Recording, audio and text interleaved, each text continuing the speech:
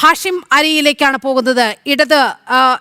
ഇടതുപക്ഷത്തു നിന്ന് സംസാരിക്കുന്ന ഹാഷിം അരിയിലേക്ക് പോവുകയാണ്. ഹാഷിം, ഇതുവരെ ഈ മെയ് 4-ന് ജനവിധി പുറത്തു വന്നതിൽ പിന്നെ സമനില തെറ്റിയ നിലയിലായിരുന്നു മമതാ ബാനർജി.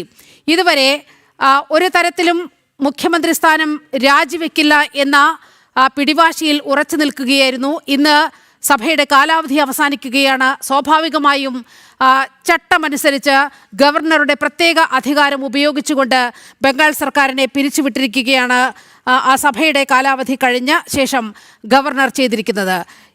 ഇത്തരത്തിൽ ഒരു പിടിവാശിക്ക് വല്ല കാര്യവും ഉണ്ടായിരുന്നോ? ജനാധിപത്യത്തിന്റെ സൗന്ദര്യം നിലനിൽക്കുക എന്നത് ജനവിധി അംഗീകരിക്കുക എന്നതാണ്. ജനവിധി അംഗീകരിക്കാൻ ഏത് സർക്കാരും ബാധ്യസ്ഥരാണ്. കാരണം ഇന്ത്യ എന്ന രാജ്യത്തിന്റെ മനോഹാരിത എന്ന് പറയുന്നത് ജനങ്ങളാൽ തെരഞ്ഞെടുക്കപ്പെടുക എന്നത് തന്നെയാണ്. ഏകാധിപത്യ ശൈലിയിൽ ഒരു ഭരണവും നമ്മുടെ രാജ്യത്ത് മുന്നോട്ട് പോകാൻ പാടില്ല. ഏകാധിപത്യ ശൈലി സ്വീകരിച്ചതാണ് പലപ്പോഴും പലയിടങ്ങളിലും ഇന്ത്യ എന്ന ഈ മഹാസംവിധാനത്തിന് കളങ്കമായി വന്നിട്ടുള്ളത്. ഭരണത്തിന്റെ കാലാവധി തീരുന്നത് വരെ ഏകാധിപത്യം ബാധിച്ചവരുണ്ട്. ബംഗാളിന്റെ ചരിത്രത്തിൽ നമുക്ക് നോക്കിയാൽ മനസ്സിലാക്കാൻ സാധിക്കും.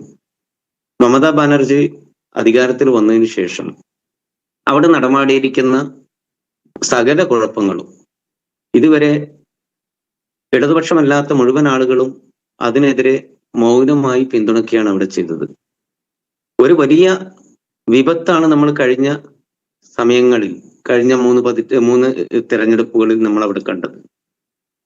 ഇടതുപക്ഷ ജനാധിപത്യ മുന്നണിയുടെ ഗവൺമെന്റിനെ അട്ടിമറിച്ചതിന് ശേഷം അവർ വിജയിച്ചു. വിജയം അംഗീകരിച്ചുകൊണ്ട് ഇടതുപക്ഷത്തിന്റെ മുഖ്യമന്ത്രി രാജിവെച്ചൊഴിഞ്ഞു. കാരണം അതാണ് നീതി. കാരണം പിന്നെ അടുത്ത തെരഞ്ഞെടുപ്പിലാണ് മത്സരിക്കേണ്ടത്, ജനങ്ങളാണ് തെരഞ്ഞെടുക്കേണ്ടത്.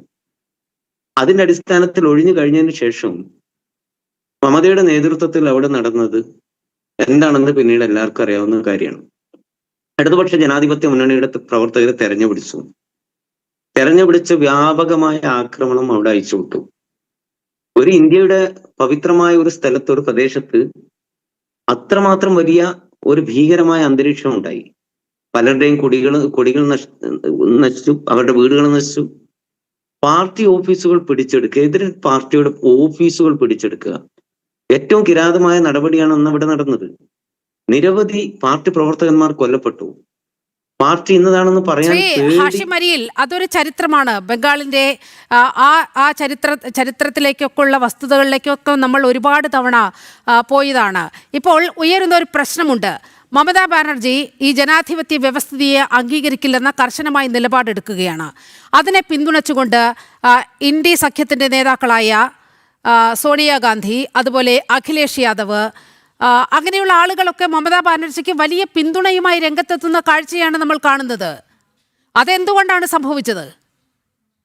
അപ്പോഴും ബി ജെ പി അവിടെ വലിയ വിജയം നേടിയിട്ടുണ്ട്. അത് ഇന്ത്യ മുന്നണിക്ക് ഒരു തരത്തിലും അംഗീകരിക്കാൻ കഴിയുന്നതല്ല. ആ അസഹിഷ്ണുത വളരെ കൃത്യമായി പ്രകടമാക്കുകയും ചെയ്തു. പക്ഷേ ഇത്രമേൽ ജനാധിപത്യ വിരുദ്ധമായ, നാടിന്റെ നിയമങ്ങൾക്ക് വഴിപ്പെടാത്ത ഒരു രീതിയിൽ മമതാ ബാനർജി പോകുമ്പോൾ അവരെ പിന്തുണയ്ക്കാൻ നിങ്ങൾ എന്തിനു തയ്യാറാകുന്നു എന്ന ചോദ്യം കൂടി ഉയരേണ്ടതല്ലേ? ഇടതുപക്ഷം അങ്ങനെ പിന്തുണച്ചോ? ഇന്ത്യ സഖ്യത്തിന്റെ ആളുകൾ പിന്തുണച്ചല്ലോ. ഇന്ത്യ സഖ്യത്തിന്റെ ആളുകൾ പിന്തുണച്ചോ? കോൺഗ്രസ് പിന്തുണയ്ക്കുകയാണ്, സമാജ്വാദി പാർട്ടി പിന്തുണയ്ക്കുകയാണ്. അങ്ങനെ ഇന്ത്യ മുന്നണിയിലുള്ള പലരും പിന്തുണയ്ക്കുന്നുണ്ട്. CPM പിന്തുണയ്ക്കാത്തതിന് പിന്നിലുള്ള രാഷ്ട്രീയം നമുക്ക് വളരെ കൃത്യമായി അറിയാമല്ലോ. CPM-ന്റെ ശവക്കുഴി തോണ്ടിയതാണ് മമതാ ബാനർജി. അതുകൊണ്ട് മാത്രമല്ല, ഇടതുപക്ഷം തോറ്റെടുത്തൊന്നും അവര് ബംഗാളിലെ ഇടതുപക്ഷം തോറ്റിട്ടില്ലേ? 32 വർഷം ഭരിച്ചെടുത്തെന്നാണ് പരാജയം സമ്മതിച്ചുകൊണ്ട് മുഖ്യമന്ത്രി രാജിവെക്കുന്നത്. കേരളത്തിലെ വലിയ പരാജയം ഇടതുപക്ഷം നേരിട്ടു. മുഖ്യമന്ത്രി രാജി സമർപ്പിച്ചു, പുതിയ ഗവൺമെന്റിനുള്ള അവസരം ഒരുക്കി കൊടുത്തു. അതാണല്ലോ ജനാധിപത്യം. ഇന്ത്യയില് ഭരണം ജനാധിപത്യ വ്യവസ്ഥയിലേക്ക് മമതാ ബാനർജി വരണം എന്ന് ആരും പറയാതിരുന്നത് എന്താണ്? മമതയെ വിമർശിക്കേണ്ട, പക്ഷേ ഇത്തരത്തിലൊരു വഴിയിലേക്ക് നിങ്ങൾ വരൂ ദീദി എന്ന് പറയാൻ നിങ്ങൾക്ക് എന്തുകൊണ്ട് ചങ്കൂറ്റമുണ്ടായില്ല? പകരം അവരെ പിന്തുണയ്ക്കുന്ന സമീപനവുമായി എന്തിനു മുന്നോട്ട് പോയി എന്നുള്ളതാണ് ചോദ്യം.